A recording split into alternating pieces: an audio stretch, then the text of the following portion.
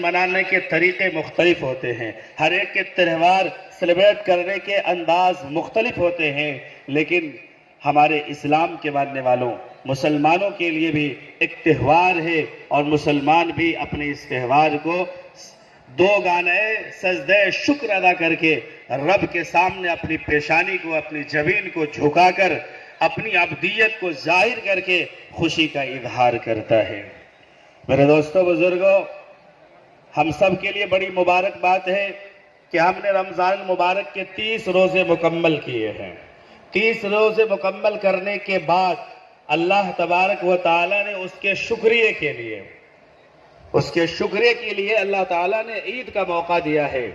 فرمایا وَلِتُكَبِّرُوا اللَّهَ عَلَى مَا هَدَاكُمْ وَلَعَلَّكُمْ تَشْكُرُونَ کہ تم خدا کی رہنمائی پر اللہ کی کبریائی، اس کی عظمت اور اس کی بڑائی کو بیان کرو اور شکر ادا کرو۔ لَإِن شَكَرْتُمْ لَأَزِيدَنَّكُمْ وَلَإِن كَفَرْتُمْ إِنَّ عَذَابِي لَشَدِيدٌ اگر تم شکر ادا کرو گے تو میں تمہاری نعمتوں میں اضافے کر دوں گا۔ میرے دوستو بزرگوں، آج کے دن ہم سب کے لیے بڑی خوشی کا دن ہے، بڑی مسرت کا دن ہے۔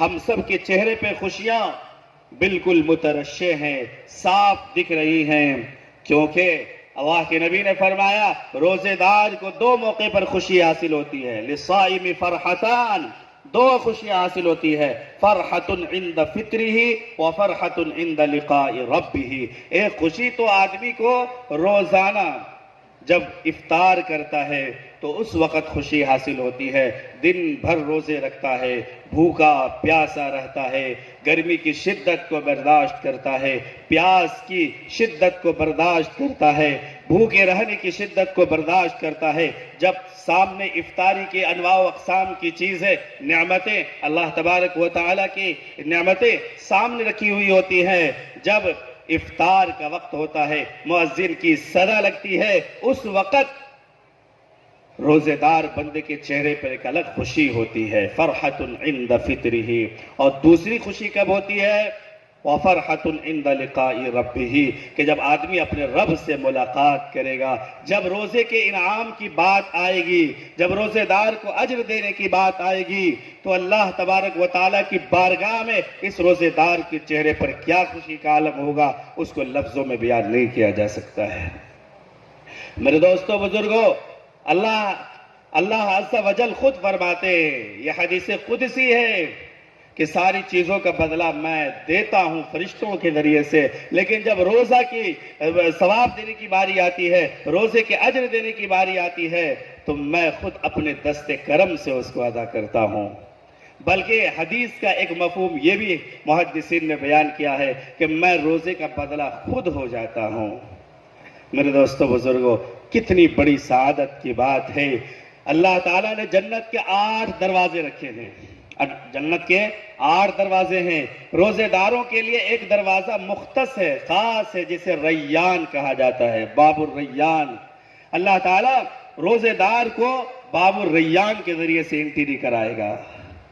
میرے دوستو بزرگوں، ہم سب بہت خوش نصیب ہیں کہ اللہ تعالیٰ نے رمضان کے مواقع فراہم کیے، اور ہم لوگوں نے جہاں تک ممکن ہو سکا ہم نے اپنی بھرپور کوششوں اور کاوشوں کے نتیجے رمضان المبارک کے مہینے کی قدر کی ہے، اور روزہ رکھا ہے، عبادت کی ہے، تراویح پڑھی ہے۔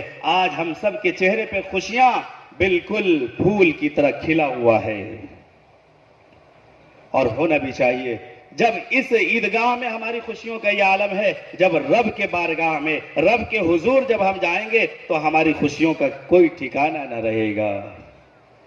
میرے دوستو بزرگوں، ہمارا تہوار ہمیں آپسی بھائی چارگی عطا فرماتا ہے، ہمارا یہ تہوار جمعیت عطا کرتا ہے، ہمارا یہ تہوار اتحاد کی تعلیم دیتا ہے، ہمارا یہ تہوار اتفاق کی تعلیم دیتا ہے، ہمارا یہ تہوار آپسی بھائی چارگی فراہم کرتا ہے، ہمارا یہ تہوار یہ کہتا ہے ہر ایک کی خوشی میں بھی شامل ہونا ہے، ہر ایک کے غم میں بھی شامل ہونا ہے، تمہیں ایک سب میں کھڑا ہونا ہے۔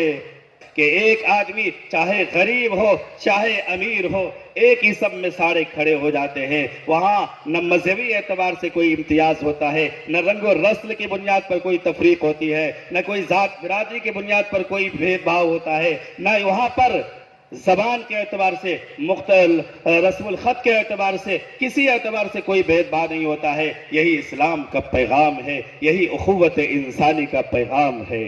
میں یہ کہہ رہا کہ ہماری یہ عید ہمارا یہ تہوار بھائی چارگی کی تعلیم دیتا ہے، نفرت کو ختم کرتا ہے، اخوت کی تعلیم دیتا ہے، اور یہی اسلام ہے اور یہی اسلام کی خوبصورتی ہے. جو اسلام کے روشن کردار پہ بدنما داغ ڈالنے کی کوشش کرتے ہیں انہیں اسلام کو پڑھنے کی ضرورت ہے، اسلام کو سمجھنے کی ضرورت ہے، مسلمانوں کے اتحاد کو دیکھنے کی ضرورت ہے.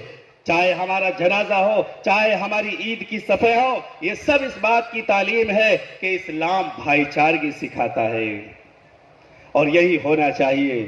یہی اصل ہے، یہی اصل تہوار ہے. ہم ایک دوسرے سے گلے لگائیں گے، پیار بانٹیں گے، محبت بانٹیں گے، غریبوں کو فطرانہ دے کر کے اس کو بھی اپنی خوشی میں شامل کریں گے. یہی اسلام کی خوبصورتی ہے.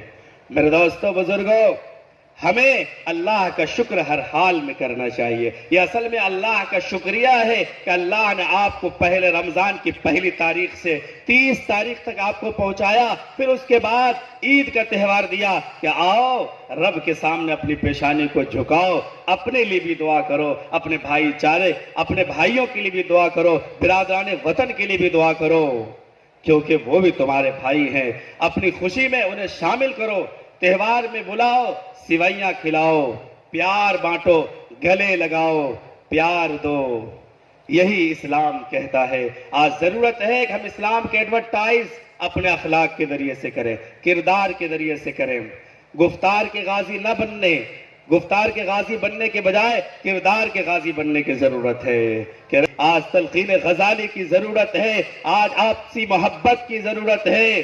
یہ ہمارا دیش پیار کا دیش ہے، امن کا دیش ہے، محبت و بھائی چارگی کا دیش ہے. یہاں پر ایک پڑوس میں ہمارے برادران وطن بھی رہتے ہیں، وہ ہم سے انس رکھتے ہیں، ہم بھی ان سے محبت رکھتے ہیں. یہی ہونا چاہیے.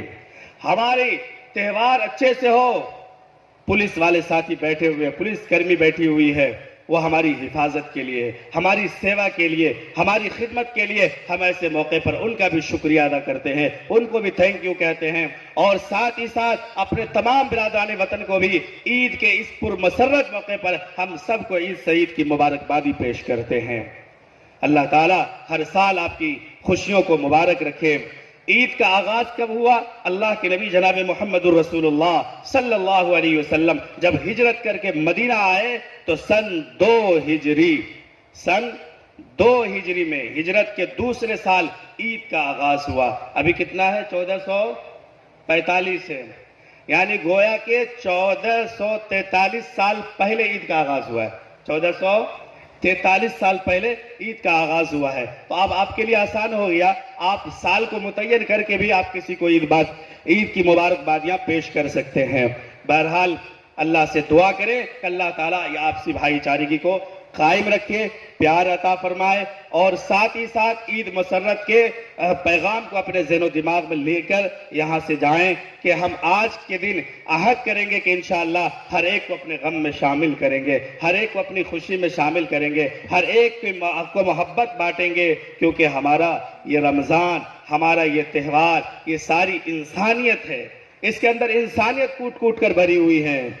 رمضان شروع نہیں ہوتا ہے کہ آپ کے اندر جذبہ ابھرتا ہے، آپ اللہ کے راستے میں مالوں کو خرچ کرتے ہیں، زکوٰۃ کی شکل میں، صدقات کی شکل میں، خیرات کی شکل میں، چندے کی شکل میں، للہ فی سبیل اللہ ہر اعتبار سے آپ خرچ کرتے ہیں. ماشاءاللہ جتنا آپ ڈونیٹ کرتے ہیں، جتنا آپ اللہ کے راستے میں خرچ کرتے ہیں، اللہ کا شکر ادا کرے کہ اللہ نے آپ کو اس جہاد میں، اس میدان میں آپ کو ممتاز رکھا ہے. اللہ آپ کی امتیازی صلاحیت کو اور قائم رکھے اور اس کے اندر ترقی عطا فرمائے.